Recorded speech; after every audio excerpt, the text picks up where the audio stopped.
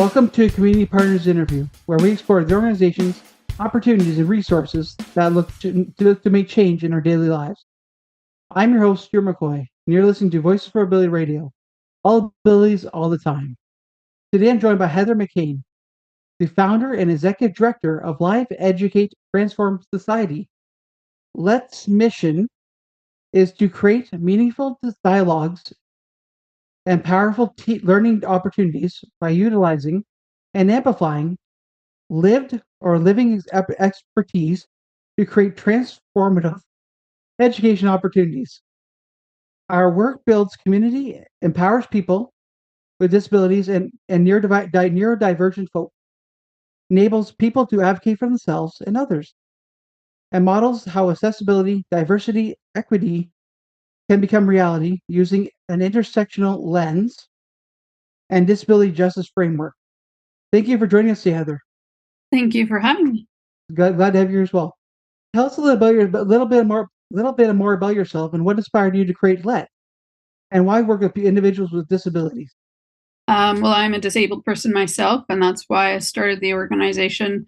I started it in 2005, so I've been doing it for 20 years. And it originally started because where I lived, the bus drivers would lie to me and say that the ramps were not operating because they didn't want to bother loading someone in a wheelchair.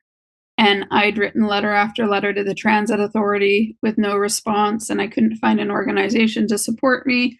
And I was running a chronic pain support group at the time, and someone jokingly said, "You need to start your own organization." I looked into it. It seemed simple enough, so I did, and then wrote the exact same letter to the Transit Authority, but this time with executive director under my name, and got a response a week later. So that's kind of the origin story of Let's, and transportation remains a priority of ours. I've been working with TransLink, our transit authority here in Vancouver, for the last 20 years. And that's definitely been an important relationship. So for me, it came out of the need of experiencing ableism and gatekeeping myself. And over the years, it's, communicating with community and finding out what's at issue for people. And, the last 10 years, we've really had more of an intersectional approach, because we want our members to be able to go places where they don't have to divide themselves. I'm a queer, trans, non-binary, asexual, neurodivergent, disabled person, and I want to be able to bring my entire self in any space that I go into. And so that's really been a focus of ours. That's amazing. So when doing some research, I noticed you have something called accessibility tours. Can you tell us a little more about Yes. what the accessibility tour are all about? Sure. So when we originally started the organization, we did accessibility audits. And these were very detailed audits where we went around and measured everything and used the Canadian Standard Association criteria. And we would create very detailed reports that we would provide for our client, and they would go into a drawer and never see the light of day again. And as you can imagine, we were a little disheartened by our hard work being received in this way. And so I thought about how else can we do accessibility audits. And so I started doing accessibility tours. So an example is the Bill Reid Gallery here in Vancouver. The executive director and some staff joined me, and we went through the space, and we had discussion about how people of different identities experience that space, whether they see themselves reflected in that space, is it accessible to them? And we have found that these accessibility tours are way more impactful because you're having that conversation live. We have them take their own notes. Oftentimes, companies have their own language, and so it's great for them to use that. I think it also just helps people retain information more to be taking your own notes as well. And they're able to ask questions in real time instead of needing to, get a report, read it, email someone afterwards. And so we get a lot more follow up with it. And it's just a great opportunity to have conversation with people. And we've found that there's been more active change from doing accessibility tours rather than doing audits. So what is the community engagement program all about, though? Well, community engagement is one part of the services that we have. So we have done facilitation of meetings. We have helped different organizations figure out how to engage with community and make sure that their meetings are accessible and thinking about people before they get into the room, not making those people have to make the adjustments themselves on the day of. So, working with organizations on accessibility and making sure that they're represented in like the PowerPoint presentation, our marketing materials. So our community is really just representing the community in whatever way we can with organizations as they get involved with either neurodivergent, disabled, or 2S LGBTQIA plus folks. Are there any other services like I know it's like there's facilitation services. What is that all about? Yeah, we've definitely done facilitation. So, for example, we worked with Vancouver Pride, and they wanted to have community engagement with the community, and so we facilitated a meeting for them. It's really important that if you're talking to disabled people, that the meeting be facilitated by a disabled person, and so that's where we bring our facilitation services in. Our main service is our workshop. So believe we have 16 workshops now, and they're on a variety of different things: gender and sexuality, queer and trans history, disability awareness is definitely our most requested. We have crip kindness. My personal favorite, but the hardest to get people to, is imposter syndrome. And we just launched a mentoring program where we're going to help other people create their own workshops. So our first mentee actually just finished their workshop, which is interacting with hard of hearing. They're deaf, and in high school they had to create a guide for their teachers on how to interact with them. And so we used the lessons from that guide and turned it into a 1-hour workshop for employers. All right, that sounds good. Thank you for the detail on that. Yeah, you're welcome. So, what does the low reduced sensory spaces entail, and what are they used for? Yeah, so when I'm a neurodivergent person, I ADHD and many other things, and I get sensorily overwhelmed. So by crowds, by bright lights, by noises, and so if I go to public events, I'm often burnt out really quickly because there's no place for me to go to regulate my emotions and not get overwhelmed. When I was a kid going to school and a teen, I used to come home from school and sit in my closet for an hour to come down from the day because I needed like sensory deprivation in order to regulate my nervous system. And so the low sensory spaces that we offer at events are a place for neurodivergent people by neurodivergent people that benefit everybody. And they have stuffed animals, soft fabrics, books, different coloring, different things that where people can come in, they can sit, be quiet, and just kind of restore themselves. Yeah, this one is particularly meaningful to me because I'm creating the types of spaces that I needed but didn't have when I was younger. And we get a lot of people who come in who burst into tears because they were just diagnosed, because their kids were just diagnosed, and they're so happy that these spaces are becoming more available for their kids, but they're also grieving the fact that they never had that kind of support themselves. So, when jumping back a little bit to the workshops, how can someone join the workshops if they want to check things out? Yeah, so we're going to be having public workshops in autumn. And so if people want to go to our website, at the bottom of every page is a newsletter sign up, and it comes out quarterly. And it will go over anything that's coming out in the fall. And right now, our summer is filled with Pride events. We do low sensory spaces for free for Pride events around BC. So we are, at a Pride event every single weekend. But come September, October, we're going to be doing some public workshops. They'll be available on our social media as well as our website and through the newsletter. So, regarding the newsletter, tell us about your news section on your website. And I saw that you're also starting to add a 20-year project to the news section. Is that true? Yeah, so it's our 20th year. We have a 20th anniversary party in October coming up, which we're really excited about. And we're going to be creating a 20-year timeline on the website. The news section is the different projects that we've done over the years.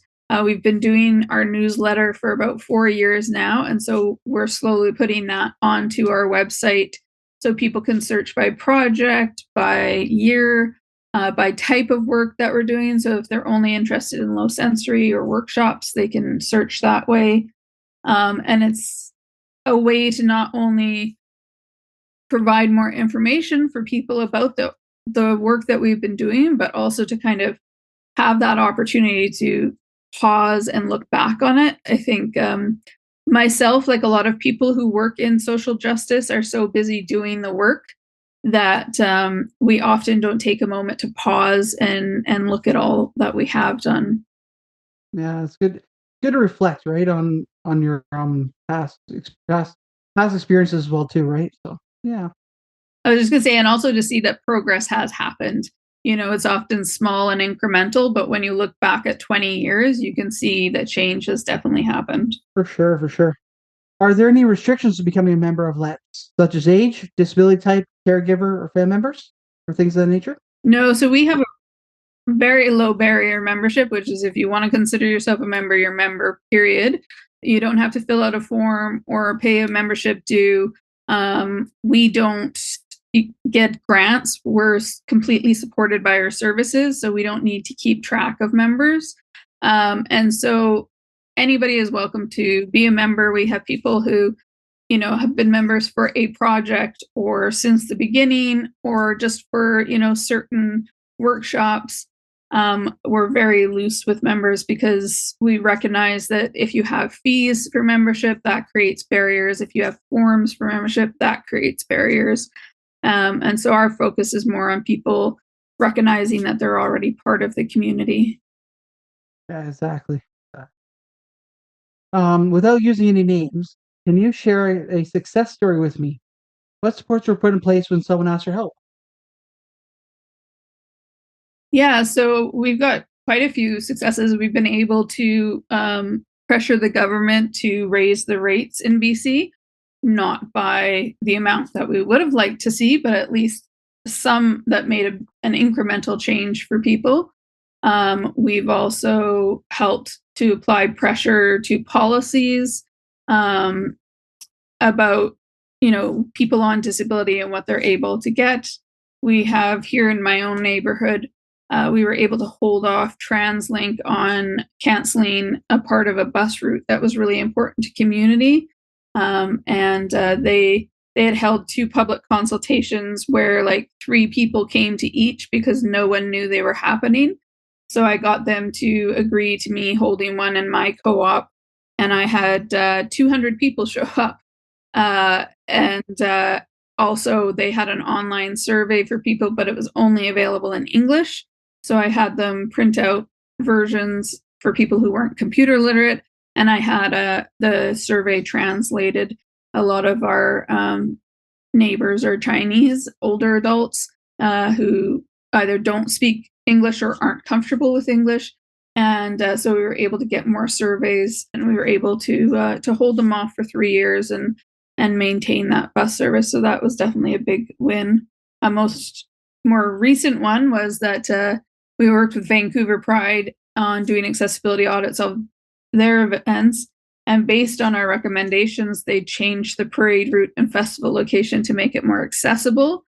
Unfortunately, that only lasted for 2 years because this year they're back at the inaccessible location, which is frustrating and shows some of the issues with doing this work, which is that often, as we say, if you're going to do accessibility, you need to commit to doing it consistently and sustainably, or else you get people's hopes up and then you switch back or take away the accessibility, and it's all the more frustrating because you know it can be done, but it's not being done.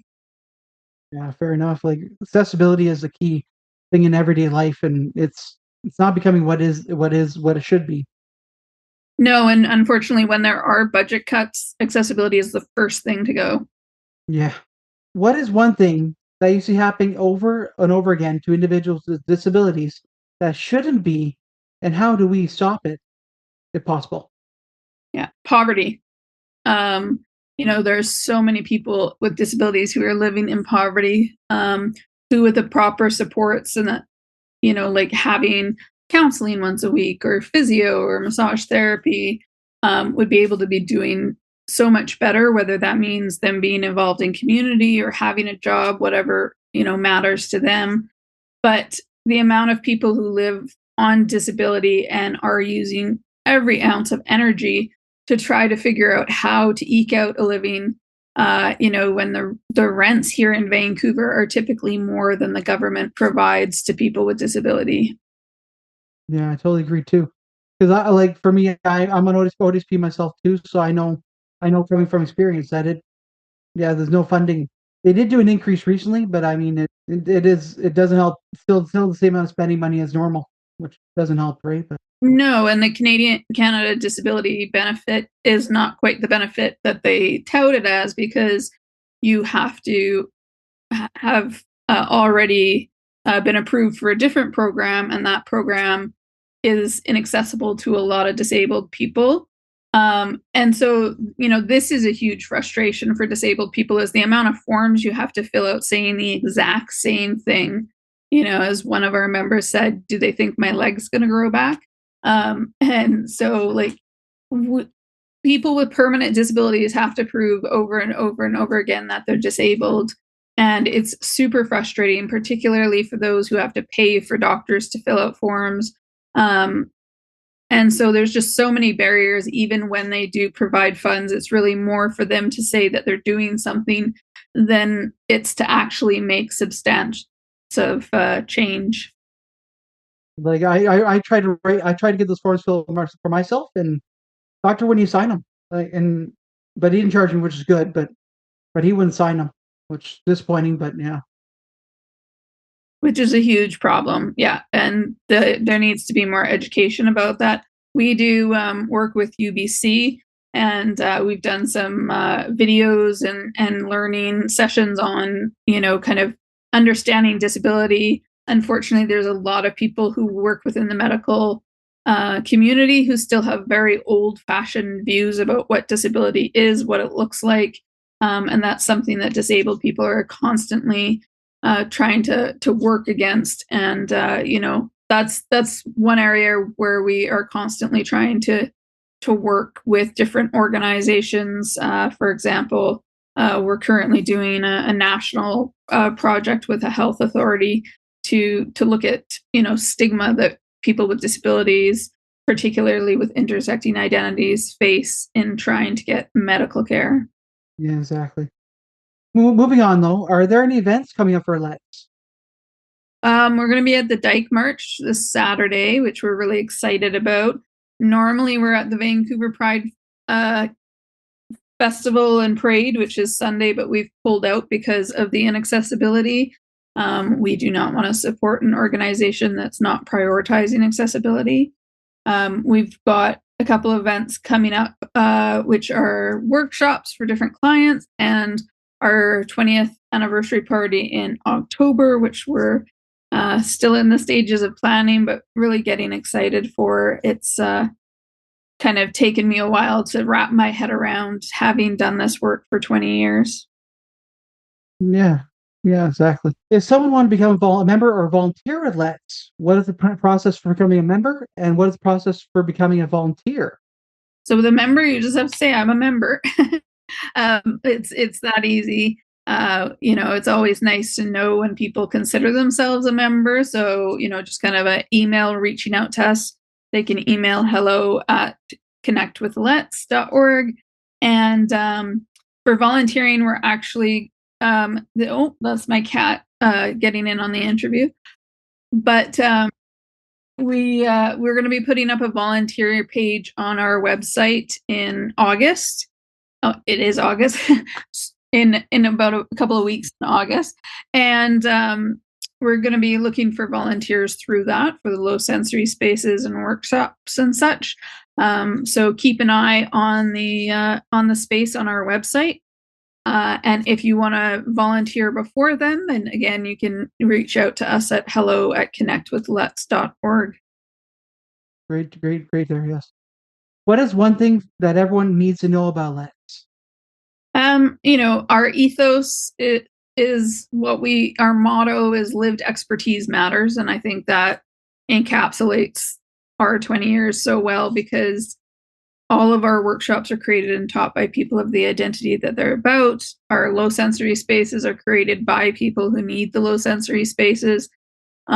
We were at an event where they had two low sensory spaces side by side. I'm not sure why they had two of us side by side, but one was set up by non-neurodivergent people or neurocentered people, as I call them, and one was set up by us. And their tent remained empty all day, and ours was completely full because the compliment we get the most about our low sensory spaces is neurodivergent people walk in and within seconds they know that it was created for them by people who experience similar things. And this other organization of neurocentered people actually came over and stole some of our supplies halfway through the day, thinking that that would draw people to their tent. But it didn't, because it's not about the material objects, it's about the environment that you create. And so that lived expertise really does matter, and that shows up in our work again and again. Good to hear. If listeners are looking for more information, how can they reach out to your organization? Yeah, check out our website, which is Connect with Let's. Or you can check out our social media, which is also Connect with Let's. We're on Instagram and Facebook. And we are not the best at social media, but we are getting better.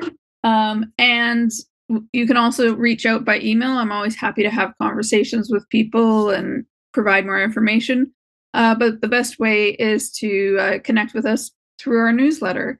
Our newsletter is incredibly detailed. It's usually about 20 pages long, but it has a table of content that's linked. So if you're only looking for information on certain services, it'll let you skip all the material that you're not interested in. Or check out our news section on our website, which has the same material as that which is in our newsletters. But we really want our members to know what we're up to, and so our newsletters are quite detailed in going over the organizations that we work with and the projects that we're doing, and really want to keep people as informed as possible. All righty. Well, thank you, Heather, for your time today. It's been great to listen, great hearing from you. Yeah, I really appreciate you inviting me. Okay. Well, everybody, you've been listening to Community Partners on Voice of Ability Radio. Until next time, see y'all later.